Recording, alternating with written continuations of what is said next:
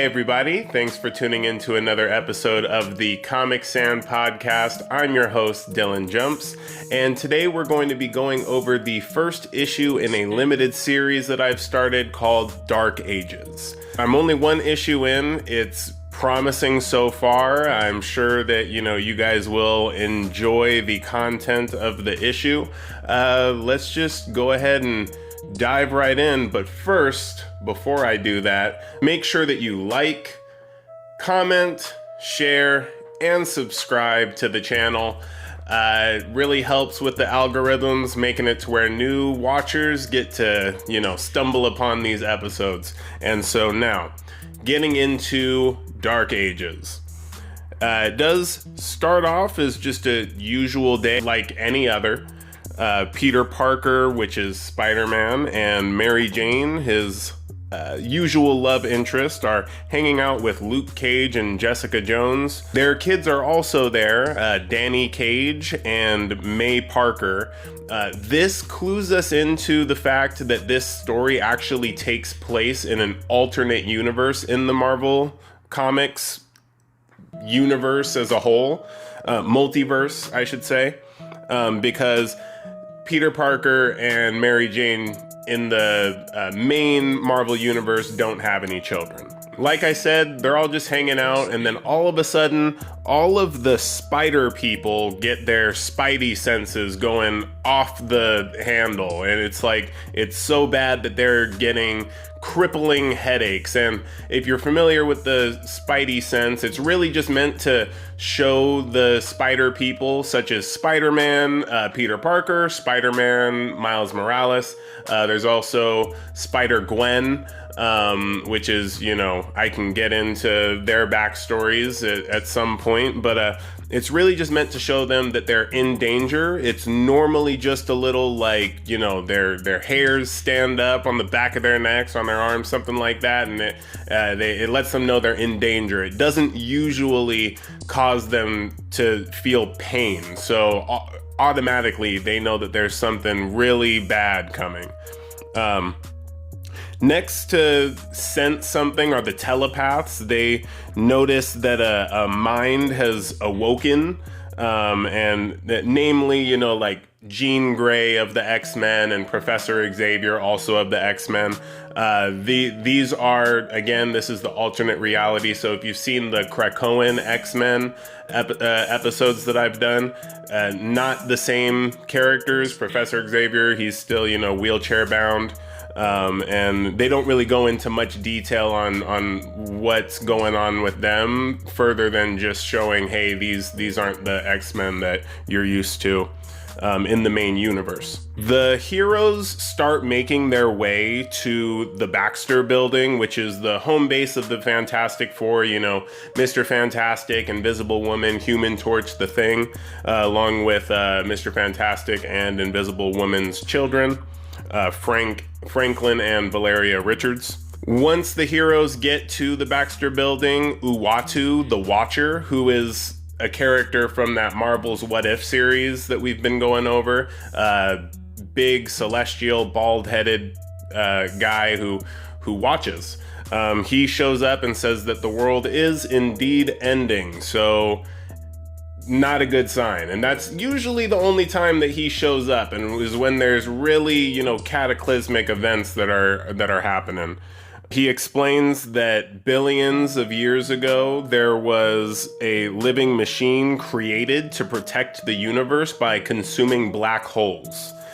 But after consuming so many black holes, so much darkness, it actually corrupted the being, which comes to be known as the UNMAKER.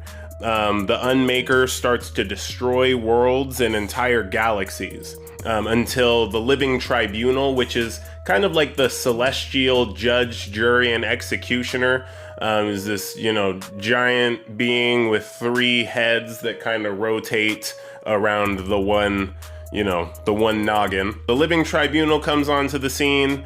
He says nope, and he beats the UNMAKER, but with so much power being in the UNMAKER, it's actually it was impossible to destroy him. So what the Living Tribunal does is he puts the Unmaker to sleep in the center of a newly forming world, which is, I bet you can guess it, Earth. Now, what everyone has been sensing and feeling is the Unmaker actually waking up. All of the smartest Marvel Universe characters, they come together and they decide that a strike team needs to be formed. The strike team is comprised of the Vision, who is, a living machine to fight a living machine. Scarlet Witch, who controls and can alter reality to fight a being that can unmake that same reality. Also, Doctor Strange is part of the strike team, Sorcerer Supreme, to fight the epitome of technology. There's also the Invisible Woman and the Thing. The strike team goes to the center of the Earth to fight the Unmaker. As this happens, the Unmaker kind of lashes out and is hitting the inside of the cavern, if you will, that he's in. And this is causing earthquakes all over the world, like Wakanda, even Atlantis, different countries that actually exist. Most of the heroes are busy saving lives on the surface. There's a lot of craziness going on, not just at the core, but all over the world because of this battle taking place. Unfortunately, and it was sad, the Thing is the first to fall. He charges at the Unmaker, and the Unmaker disintegrates him, unmakes him.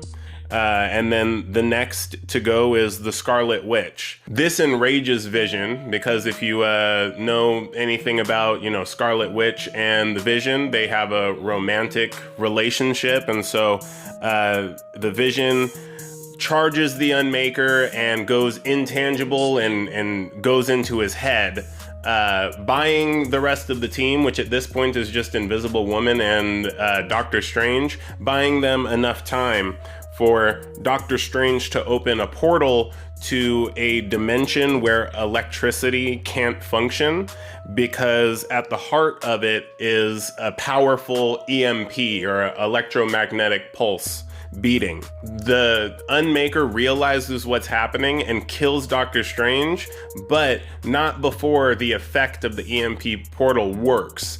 It actually does halt the Unmaker.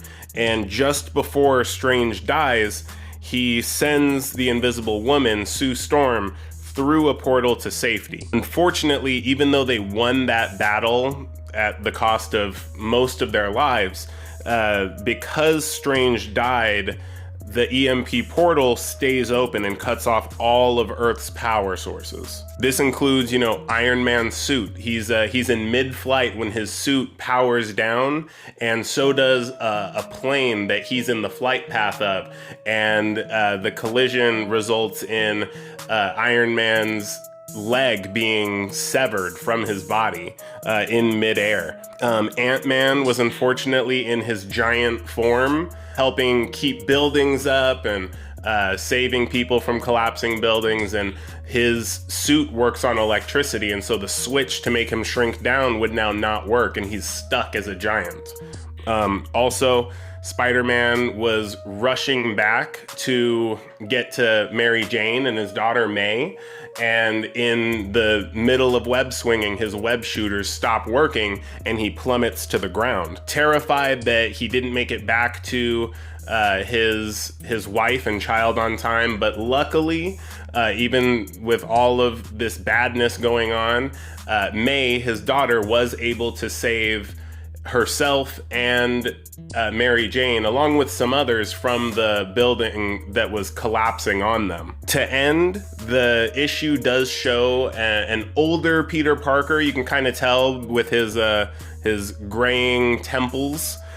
He's actually been narrating this whole issue, and it shows that he's been telling people this story around a campfire. You can see that he's got some analog looking web shooters. So this is a sign to me that, people over the time after the events happen have learned to adapt to life without electricity. He mentions that years after the lights went out came the apocalypse, and the final page of the issue shows a team led by historical X-Men bad guy Apocalypse, who's, he's pretty bad. I mean, his name is Apocalypse. And so some of the members of this team are pretty surprising. First of which is what looks like maybe Miles Morales, the other Spider-Man, but suited up in a Venom symbiote, or at least some type of symbiote. Also, we see what looks like a steam-powered Iron Man, which is interesting. There's also Mr. Fantastic. Looks like She-Hulk is in the mix. And I'm not sure about this one, but it looks like Lady Deathstrike. If you saw I believe it was the second X-Men movie from back in the day with Hugh Jackman and Patrick Stewart and all of them, there was a lady that didn't really talk. I don't think she talked during the movie, but she had these long talons that grew out of her fingers, and she fought against Wolverine and whatnot. And so I think that is Lady Deathstrike, but I think that's who we're seeing in this image. And then also we see Beast, who is from the X-Men. That's it for this issue. Like I said, it is going to be a limited series, so there'll only be, I think it might be a 5-issue series. So I'm excited to see what happens in issue 2, after the time jump. And let me know what you guys think about this issue, what you think might happen, what you might want to see happen, any questions you have about any of the characters that I mentioned. And I'll leave it at that. Thanks for watching. Keep on keeping on.